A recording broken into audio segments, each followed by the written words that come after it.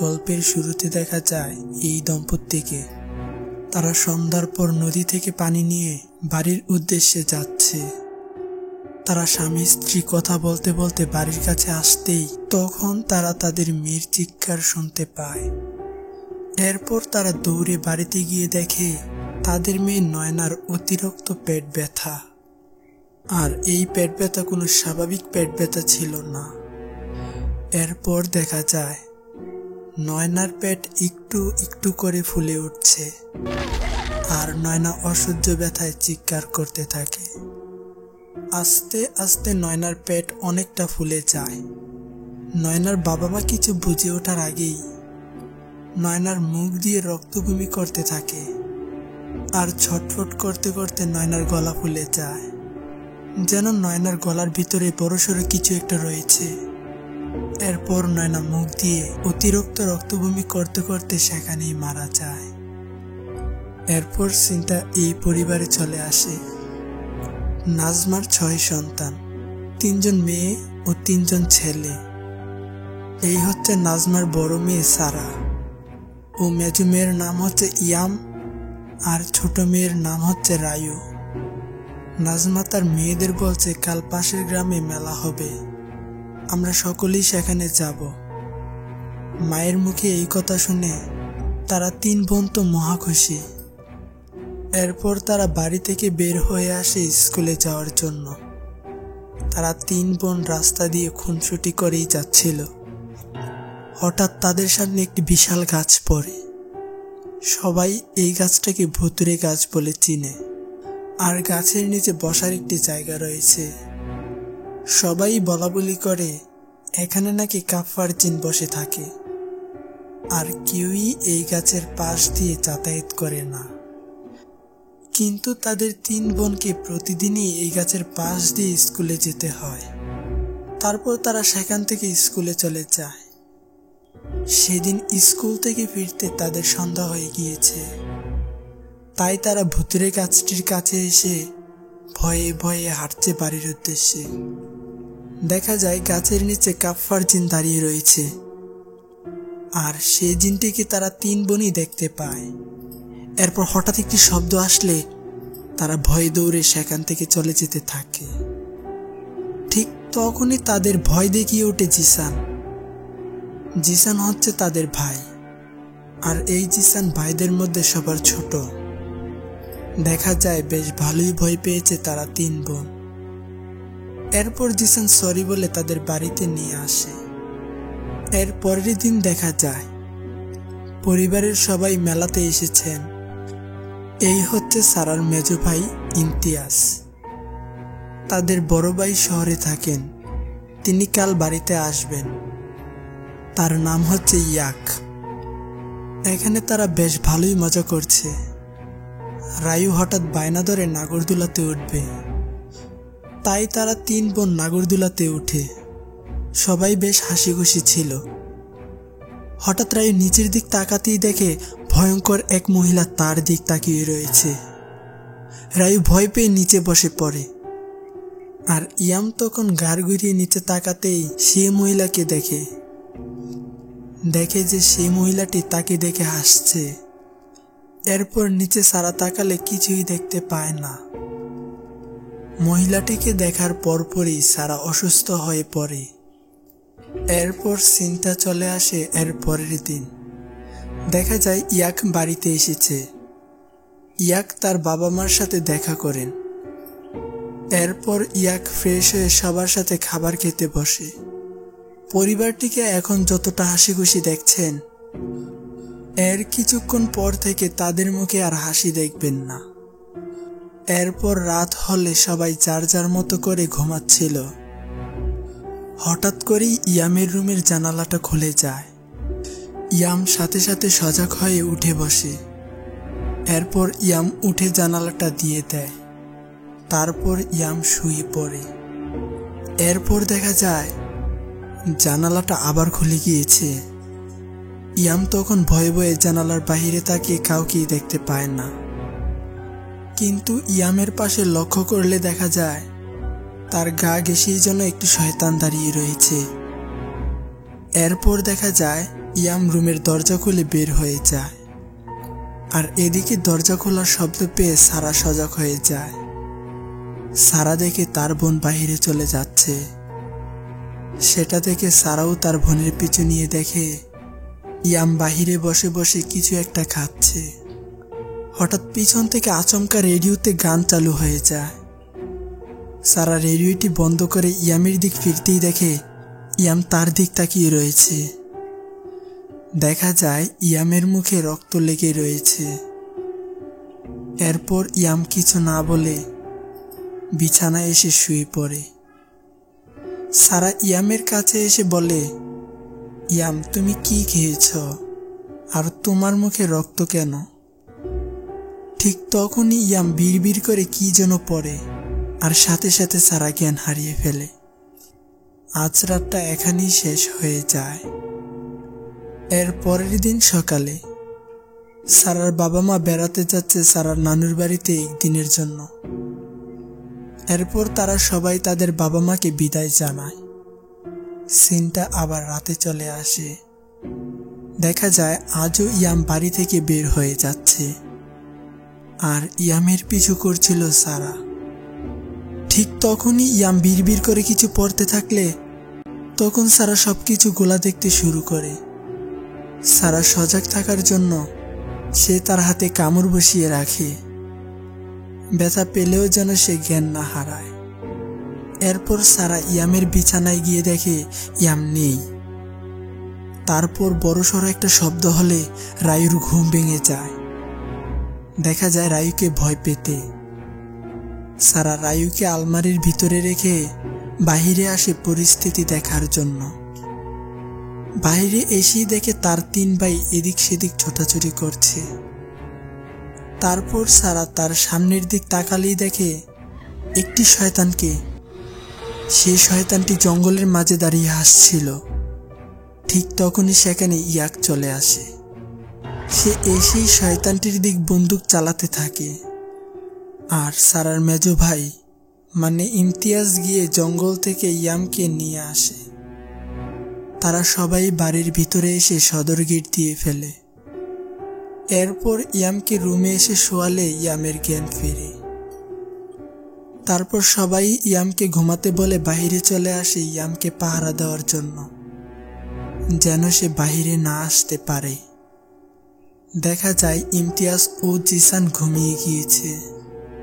জেগে রয়েছে শুধু ইয়াক। ইয়াক হঠাৎ দেখে ইয়াম বাইরে চলে এসেছে, তাই ইয়াক ইয়ামের পিছু করছে। আর ঠিক তখনই ইয়াম বিড়বিড় করে কিছু পড়তে থাকলে ইয়াক হেলতে দুলতে থাকে আর সামনের সবকিছু ইয়াক ঘোলা দেখতে থাকে। আর এদিকে ইয়ামকে দেখা যায় সে সদর গেট খুলে বাইরের জঙ্গলের দিক যাচ্ছে। ইয়াক তখন নিজেকে কন্ট্রোলে রাখতে পাশে থাকা আগুনে হাত দেয়। এতে করে ইয়াক স্বাভাবিক হয়ে যায়। ইয়াক তখন তার বাকি ভাইগুলোকে তুলে ইয়ামকে খুঁজতে থাকে। হঠাৎ তাদের সামনে দিয়ে যেন কেউ চলে যায়। তারা ইয়ামকে খুঁজতে খুঁজতে সামনে আসতেই দেখে ইয়াম বাঁশঝাড়ের দিক মুখ করে দাঁড়িয়ে রয়েছে। এরপর ইয়াম তাদের দিক ফিরেই জ্ঞান হারিয়ে ফেলে। ইয়াক তখন পাশে থাকা গাছটির সাথেই সে শয়তানটিকে দেখতে পায় আর ইয়াক সাথে সাথে হাতে থাকা বন্দুকটি দিয়ে গুলি মারতে থাকে। আর সে শয়তানটি তখন অদৃশ্য হয়ে যায়। এরপর সে শয়তানটি এখানে চলে আসে আর ইয়াকু সাথে সাথে আবার গুলি করে। আর শয়তানটি তখন ইমতিয়াজের পেছনে চলে আসে। আর সেখান থেকেই সিনটা কাট হলে এর পরের দিন দেখা যায় ইয়াক তার বোন সারাকে বলছে ইয়ামের অবস্থা পাশের গ্রামের নয়নার মতনই। নয়নার কথা মনে রয়েছে তো, গল্পের শুরুতে যার মৃত্যু হয়েছিল। তারপর ইয়ামকে দেখা যায় ইয়াম সারার কাছে বায়না ধরেছে বাইরে খেতে যাবে। সারা ইয়ামকে বলে, এখন তুমি অসুস্থ, তুমি আগে সুস্থ হও, তারপর আমরা সবাই বাইরে খেতে যাব। তখন ইয়াম এই কথা শুনে মন খারাপ করে থাকে। সারা ইয়ামের মন খারাপ দেখে বলে, আমি মার কাছে গিয়ে অনুমতি নিচ্ছি, তুমি বাহিরে যাওয়ার জন্য রেডি হও। ইয়াম তো এই কথা শুনে অনেক খুশি। সারা যায় তার মার থেকে অনুমতি নেওয়ার জন্য। আর এদিকে ইয়াম রেডি হচ্ছে। হঠাৎ করে পিছনের জানালাটি দিয়ে এই মহিলাটি চলে আসে। চিনেছেন তো এই মহিলাটিকে? মহিলাটিকে দেখে ইয়াম চিৎকার করবেই, তখন মহিলাটি তার হাত ইয়ামের মুখে দিয়ে দেয়। তারপর মহিলাটি ইয়ামকে নিচে ফেলে ইয়ামের একটা দাঁত তুলে নিয়ে আসে। এরপর মহিলাটি ইয়ামের দাঁতটিকে খেয়ে ফেলে। আর ইয়ামের উপরে বসেই মহিলাটি হাসতে থাকে। এদিকে পাশের রুম থেকে নাজমা ও সারা ইয়ামের চিৎকার শুনতে পায়। তারা সাথে সাথেই সেখানে এসে দেখে মহিলাটি ইয়ামের উপরে বসে হাসছে আর ইয়ামের মুখ দিয়ে রক্ত পড়ছে। নাজমা গিয়ে সে মহিলাটিকে সরিয়ে মহিলাটিকে বেত দিয়ে আঘাত করে বাহির করে দেয়। আর সে মহিলাটি হাসতে হাসতে সেখান থেকে তখন চলে যায়। এই মহিলার বিষয়ে পরেই জানতে পারবেন, দেখতে থাকুন। সেদিন বিকালে দেখা যায় ইয়াক একজন সামানকে বাড়িতে নিয়ে এসেছে। থাই ভাষার সামান অর্থ কবিরাজ বা তান্ত্রিক। ইয়াক সামানকে সবকিছু খুলে বলে। তখন সামান ইয়ামের সাথে দেখা করে। ইয়াম তখন তার নিজের কন্ট্রোলেই ছিল না, তাই ইয়াম সে সামানকে ইচ্ছামতো গালমন্দ করতে থাকে। তখন ইয়াক সকালের মহিলাটির কথা জানায় সামানকে। সামান এই কথা শুনে মহিলাটির বাড়িতে যেতে চায়। ইয়াক এই পাগল মহিলাটির বাড়ি চিনেন, তাই তারা সাথে সাথে মহিলাটির বাড়ির উদ্দেশ্যে চলে যায়। অনেকটা পথ এসে গাড়ি থামিয়ে জঙ্গলের ভিতরে যাচ্ছে তারা। আর এদিকে দেখা যায় সে মহিলাকে। সে কোনো পাগল মহিলাই নয়, বরং সে একজন শয়তানের উপাসনাকারী। এই দুষ্ট মহিলার কাজই হচ্ছে কাফফার জিনকে দিয়ে মেয়েদের হত্যা করা। দেখা যায় ইয়ামকে মারতে তিনি কালো জাদু করছে। সাপ দিয়ে, পাখি দিয়ে, মৃত মানুষের নাড়ি ভুঁড়ি দিয়ে আরো বিভিন্ন কিছু একত্র করে একটি পাতিলে রাখে। তারপর তিনি সে পাতিলে দাঁড়িয়ে প্রস্রাব করেন আর বিড়বিড় করে মন্ত্র পড়তে থাকেন। তারপর তিনি সে পাতিলে ভূমি করে। ভূমির সাথে বেরিয়ে আসে ইয়ামের দাঁতটি। ঠিক তখনই ইয়াক ও সামান সেখানে চলে আসলে মহিলাটি সাথে সাথে ইয়ামের দাঁতটি পাতিলে ফেলে দেয়। ইয়ামের দাঁতটি পাতিলে ফেলে কাফফার জিনের সাথে চুক্তি করেছে এই মহিলা। মানে এখন যেটাই করুক না কেন ইয়ামকে মরতেই হবে, আর মৃত্যুটা হতে হবে নয়নার মতোই। এরপর দেখা যায় ইয়াম সে পাতিলটি পা দিয়ে ছুঁড়ে ফেলে দেয়। আর মহিলাটি তখন হাসতে হাসতে পাশে থাকা বাঁশটিতে নিজেকে শেষ করে ফেলে। তারপর সামান আর ইয়াক এই দৃশ্য দেখে তো অবাক। এরপর তারা সেখান থেকে চলে আসে। আসার পথে সামান ইয়াককে বলে, তোমার বোন অনেক বড় বিপদে রয়েছে। আমি তোমার বোনকে ঠিক করতে পারবো না। কাল আমি আমার উস্তাদকে নিয়ে আসব। সেদিন রাতের বেলা দেখা যায় সারা রায়ুকে নিয়ে শুয়ে পড়ে। আর বাহিরে পাহারা দিচ্ছে তারা 3 ভাই, যেন ইয়াম বাড়ি থেকে বের হতে না পারে। আস্তে আস্তে রাত গভীর হতে থাকলে হঠাৎ ইয়াম বিড়বিড় করে মন্ত্র পড়া শুরু করে দিলে সবাই যেন ঝুমাচ্ছে। ইয়াক সাথে সাথে গিয়ে আগুনে হাত রাখে, আর বাকি 2 ভাই সাথে সাথে জ্ঞান হারিয়ে ফেলে। দেখা যায় সারাকে, সে এখনো ঘুমায়নি। তারপর সারাও সবকিছু ঘোলাঘোলা দেখছে, তাই সারা তার হাতে কামড় বসিয়ে দেয়। আর এদিকে মন্ত্র পড়তে পড়তে ইয়াম এখানে চলে আসে। সারাকে দেখা যায় সে রুম থেকে বের হবার সময় নিচে পড়ে যায়। তারপরও সে তার হাতের কামড়টি বসিয়ে রাখে। ইয়ামের মন্ত্রতে এক পর্যায়ে ইয়াক কাবু হয়ে জ্ঞান হারিয়ে ফেলে। তারপর ইয়াম সেখান থেকে বাইরে চলে যায়। এখানে শুধু সারারই হুঁশ রয়েছে। তারপর সারা আসে তার ভাইদের কাছে। সারা তাদের অনেক চেষ্টা করে জ্ঞান ফিরানোর জন্য, কিন্তু কারোরই যেন জ্ঞান ফিরছিল না। তখন তাই সারা ইয়াককে মারতে থাকলে হঠাৎ করে ইয়াকের জ্ঞান ফিরে যায়। তারপর ইয়াক তার ভাইদের জ্ঞান ফিরায়। ইয়াক তখন সারাকে বলে, আমরা না আসা পর্যন্ত রুম থেকে বের হবে না। তারপর তারা বাহিরে চলে আসে। সারা তার দরজার পাশের ছিদ্রটি দিয়ে বাহিরে তাকালে দেখে সেখানে তার 3 ভাই ও তার বাবা মা দাঁড়িয়ে রয়েছে। দেখা যায় তখন তাদের বাবা বলছে, ইয়াক বন্দুক কেন হাতে নিয়েছ, এটা আমাকে দিয়ে দাও। তখন ইয়াক বলে, না বাবা, আপনি জানেন না এখানে কি ঘটছে। আর ঠিক তখনই কেউ যেন ভীতিকর কণ্ঠে হাসতে থাকে। আর হঠাৎ করেই তাদের বাড়ির টিনে ঢিল পড়তে থাকে। কিন্তু কে হাসছিল আর ঢিলি বা কে ছড়ছে, এখানে তো কাউকেই দেখা যাচ্ছে না। এরপর দেখা যায় বাড়ির ভিতরের দৃশ্য। সবকিছু ভেঙে তছনছ হয়ে যাচ্ছে। আর সারা খুব ভয় পেয়ে রায়ুকে আগলে রাখছে। এদিকে ইয়াক বাবা মাকে বাড়ির ভিতরে পাঠিয়ে সে তার বোন ইয়ামকে খুঁজতে চলে আসে। ইয়াক কিছুটা দূর আসার পরেই হঠাৎ গম ক্ষেতের ভিতর থেকে ইয়াককে ডাকতে থাকে কেউ। সাথে সাথে ইয়াক গম ক্ষেতের ভিতরে চলে আসে। আর হঠাৎ একটি হাত এসে ইয়াককে ছুঁয়ে উধাও হয়ে যায়। দেখা যায় গম ক্ষেতের ভিতরে যেন কেউ রয়েছে। হঠাৎ করে ইয়াকের সামনে ইয়াকের মা চলে আসে। আর ইয়াক কিছু না বুঝেই সে তার মাকে গুলি করে দেয়। আস্তে আস্তে ইয়াকের মা নিচে পড়ে যায়। আর এদিকে ইয়াক তার ভুলের জন্য মার কাছে এসে কান্না করছে। হঠাৎ দেখা যায় ইয়াকের মা চোখ খুলে হাসতে থাকে। ইয়াক তখন ভয় পেয়ে সরে যায়। তখন ইয়াকের মা দাঁড়িয়ে তার মাথাটা ঠিক করে নেয়। এরপর ইয়াককে তার কাছে আসতে বলে। দেখা যায় তখন ইয়াক ভয় পেয়ে দৌড়াতে থাকে। আর ইয়াকের মাও তার পিছনে দৌড়াচ্ছে। তিনি ভীতিকরভাবে শরীর থেকে মাথা আলাদা করে হাসছেন আর তার ছেলে ইয়াককে তাড়া করছেন। ইয়াক তখন ভয় পেয়ে পিছনে ফিরে গুলি করতেই তার মা গায়েব হয়ে যায়। এটা আসলে তার মাই ছিল না, এটা ছিল কাফফার জিন।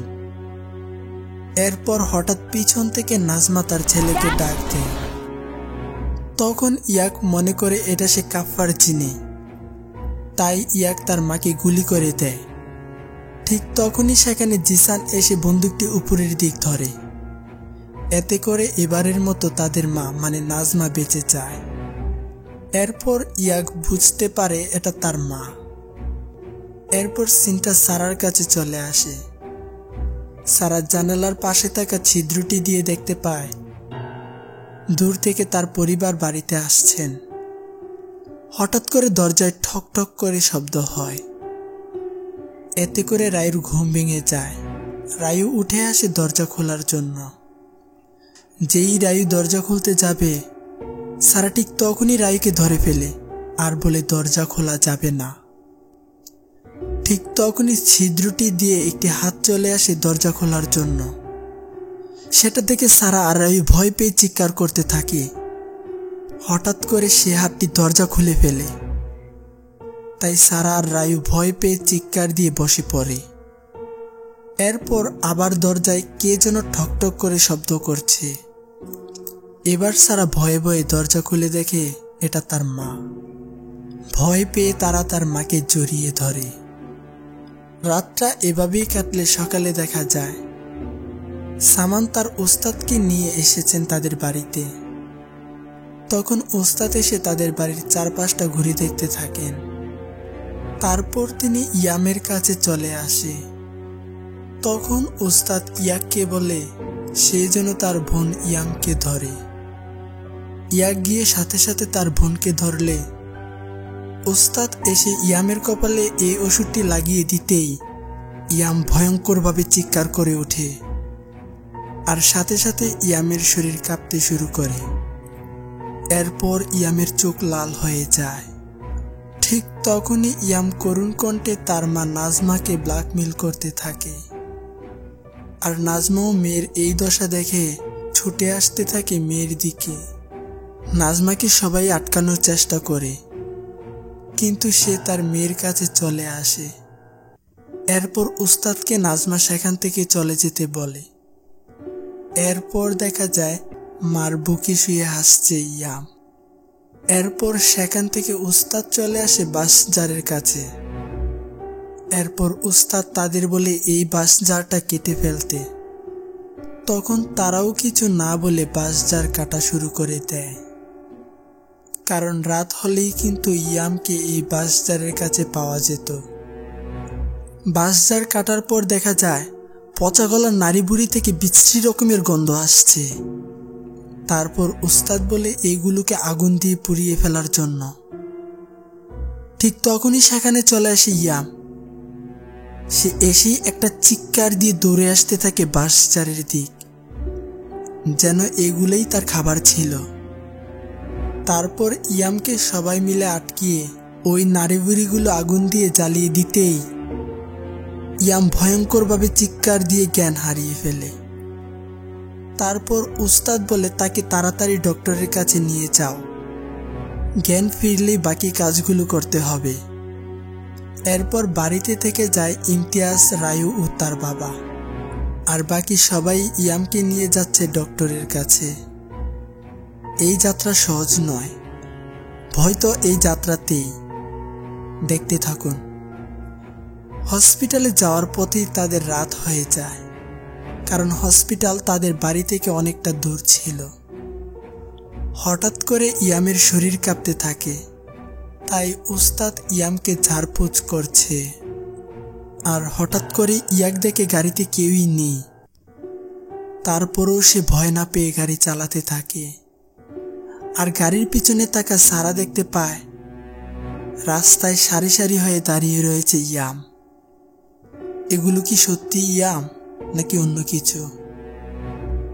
আর এদিকে ইয়াক দেখে তার সামনে অনেকগুলো শয়তান দাঁড়িয়ে রয়েছে। ইয়াক ভয় না পেয়ে শয়তানগুলোর পায়ের উপর দিয়ে গাড়িটি চালিয়ে দেয়।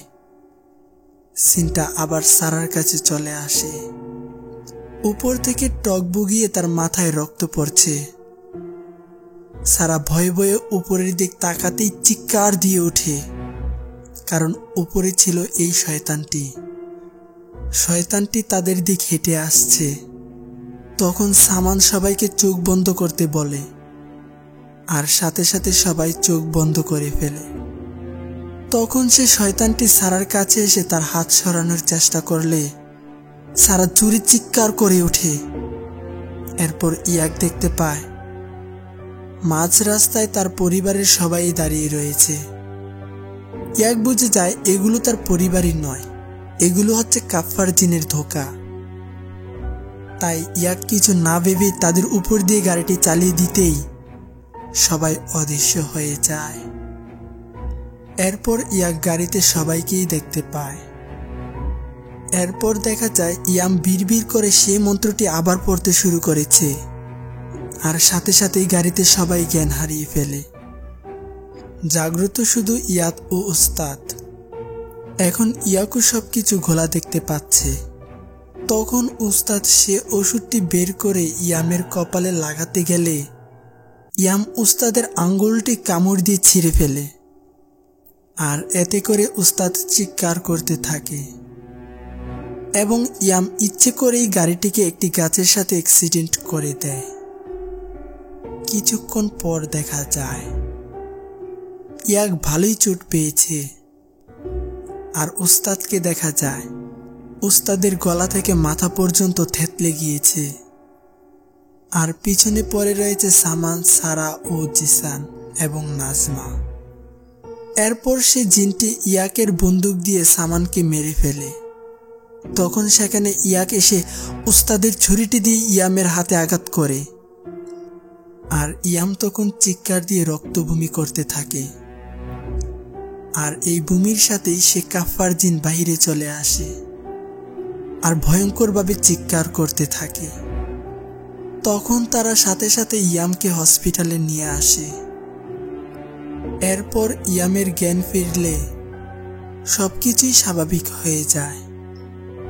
তারপর সারা তার বোনের সাথে কথা বলার সময় হঠাৎ ইয়ামের পেট ব্যথা শুরু হয়ে যায়, যেমনটা গল্পের শুরুতে নয়নারও হয়েছিল। তখন ইয়াম পেটের ব্যথায় ছটফট করতে থাকে। এরপর আস্তে আস্তে নয়নার মতোই ইয়ামেরও পেট ফুলে যায়।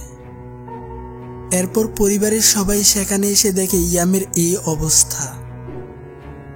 ইয়ামের গলা ফুলে গিয়েছে আর তার মুখ দিয়ে রক্ত আসছে।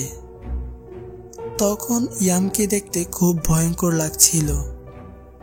এরপর অতিরিক্ত রক্তক্ষরণের কারণে ছটফট করতে করতে সেখানেই মারা যায় ইয়াম। সেদিন হাজার চেষ্টা করেও ইয়ামের পরিবার ইয়ামকে বাঁচাতে পারেনি। দেখা যায় তখন সবাই কান্না করছে। এরপর সারাত জানালার পাশে এসে নিচের দিক তাকাতেই দেখে সেখানে দাঁড়িয়ে রয়েছে কাফফার জিন।